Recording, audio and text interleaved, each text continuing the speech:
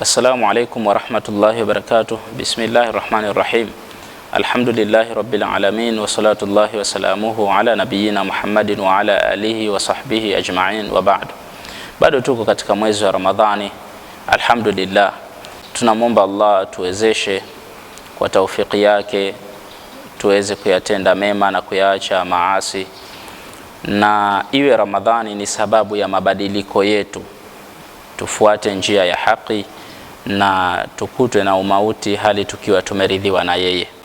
Ndani ya mwezi huu wa Ramadhani kuna mengi ambayo ni vyema tukayazungumza, tukayagusia, lakini leo nataka kugusia jambo moja, na jambo lenyewe ni kuhusu bid'a ya mashindano ya Qur'ani. Kwa wale wanaonifuatilia bila shaka hili watakuwa wanalielewa. Nilishawahi kueleza mara nyingi huko nyuma kwamba mashindano ya Qur'ani ni bid'a, ni uzushi, ni jambo ambalo limezushwa.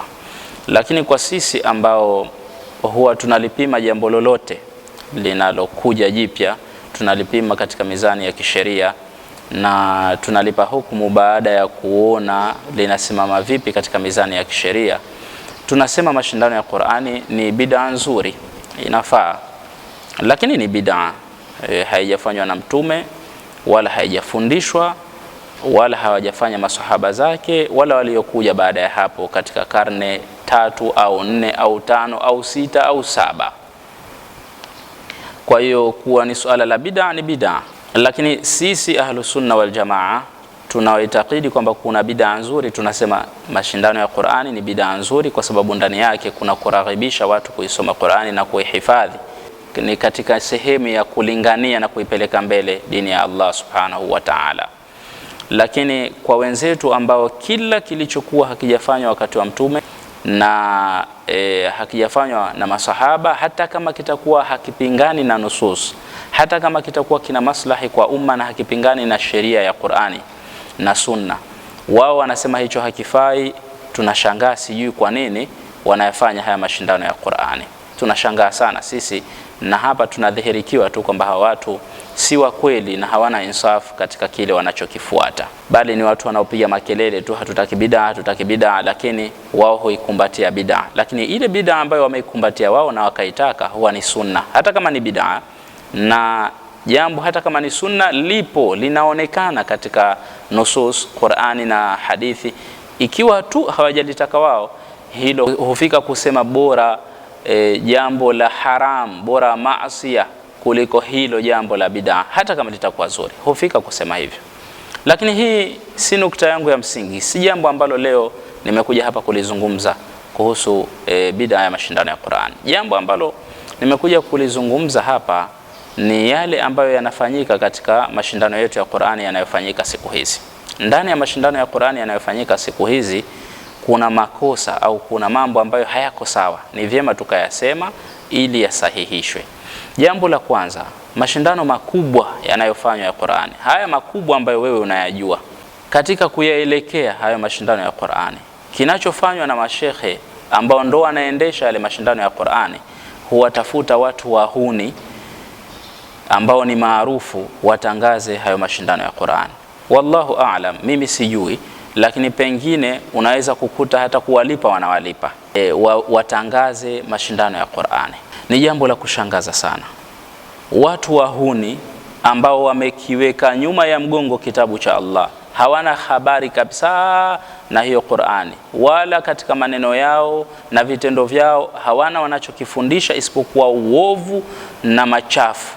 Watu waigizaji wa michezo ya kihuni, sijui bongo movie, wanaofanya sijui comedy za kihuni, wengine wasemaji wa matimu ya mpira haya ambayo yanatangaza mpaka kamari kwenye manguo yao, wao ndo wanakuja kututangazia sisi mashindano ya Qur'ani. Tunawapa nafasi ya kutangaza mashindano ya Qur'ani watu wahuni.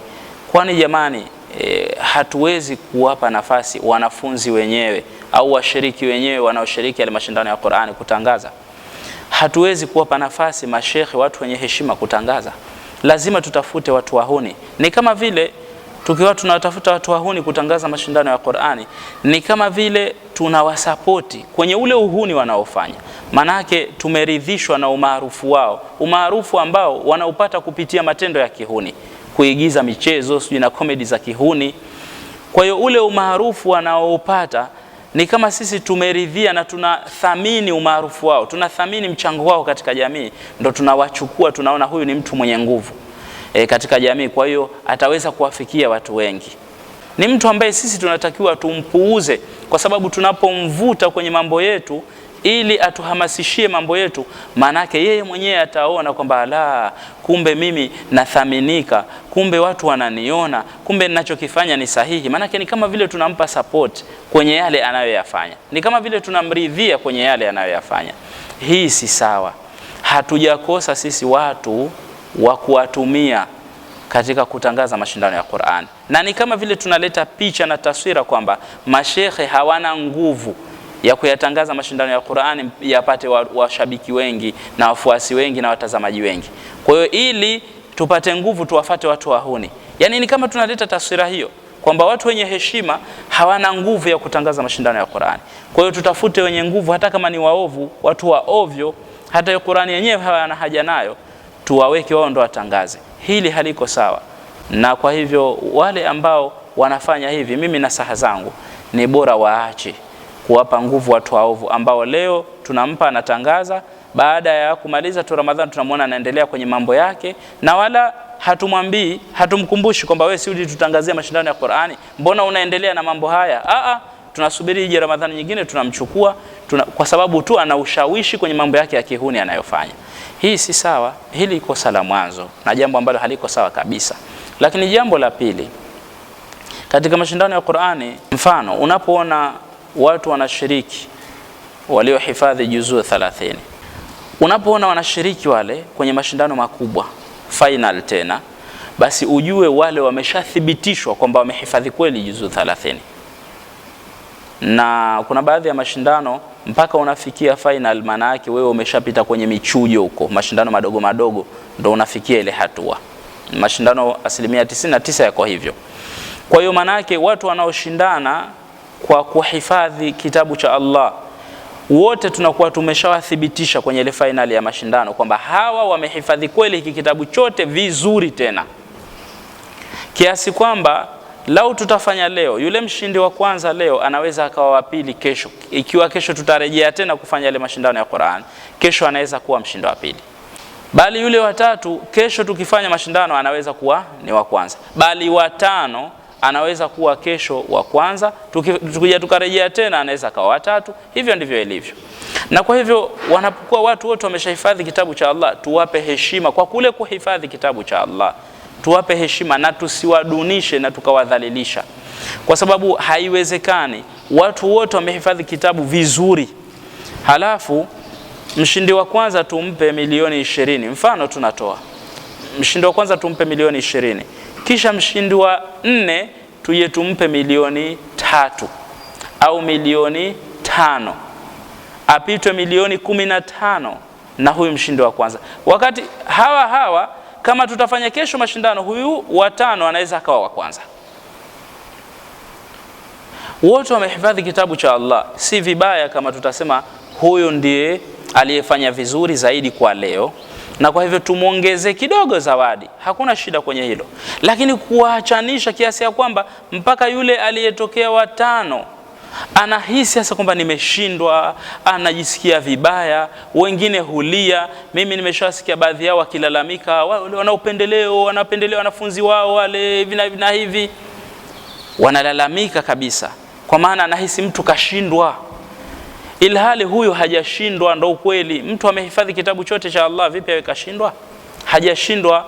Na wala tusitumie lugha hiyo katika kutangaza kwamba huyu ndo mshindi wetu na hawa wameshindwa. Kwa sababu mimi nilishasikia hasa katika mashindano makubwa mtangazaji anasema leo aliyeshinda kashinda na aliyeshindwa kashindwa, anasema hivi kabla ya kutoa matokeo hapo. Sasa kashindwa yupi alioshindwa? Mtu kahifadhi kitabu chote cha Allah ndo kashindwa kweli? Hawezi kushindwa huyu ni mshindi tu. Kwa hiyo wale wote ni washindi. Alhamdulillah, tunaona hutumika lugha hiyo pia, mshindi wa kwanza, mshindi wa pili, mshindi wa 3. Tusiseme kuna aliyeshindwa na aliyeshinda, wala tusiwatofautishe sana kwamba huyu tunampa milioni 10, mwingine tunakuja kumpa milioni 2. Hapana, Kama tunawapa milioni 5, tuwape milioni 5 wote. Labda wa kwanza tunaweza tukampa milioni 6 au 7, wa pili tukampa milioni 6 hivyo, lakini wapishane kidogo tu kuonyesha tu kwamba leo huyu kafanya vizuri zaidi, sio kumnyanyua sana yule aliyefanya vizuri zaidi, halafu wale wengine tukawadunisha mpaka wakajisikia wanyonge. Mmoja kapewa gari la milioni 50, mwingine anaenda kupewa milioni 5. Hii si sawa, si sawa kabisa. Na sambamba na hili natoa nasaha kwa wale ambao wamehifadhi kitabu cha Allah. Watu wasihifadhi kitabu cha Allah kwa ajili ya kushindana, kwa ajili ya mashindano tu.